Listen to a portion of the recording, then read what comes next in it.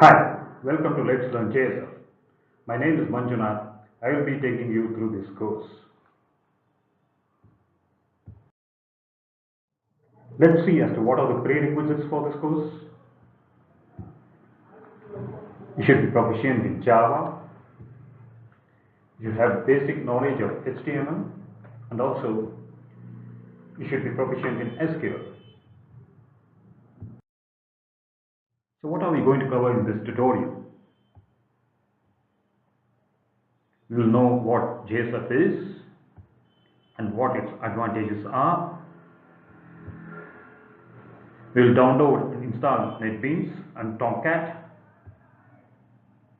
We will create our first JSF project. We will get an understanding of the basic tags of JSF and its attributes. We will know how to use messages.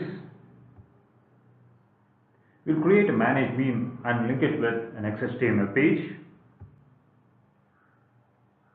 We will know how to access database.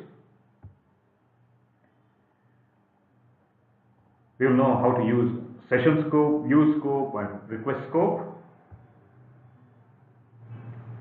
And finally, we will know some more tags of JSF. So what is JSF? JSF is a framework for building web applications. Just like your .NET and Struts, this too is a framework. It uses MVC design pattern. If you don't know about MVC design pattern, don't worry about it. We will be discussing this in this course. It has a rich set of UI components.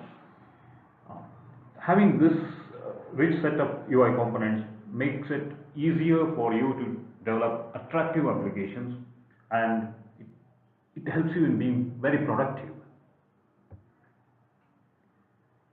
Apart from the UI components that it provides, it helps you in developing your own UI components. That is, you can have a custom component developed by you. It decouples UI component from its rendering process. What that means is that you can develop an application where you can have a component which is running on a browser, a PC browser, and the same component can be rendered into a different looking component on a mobile device.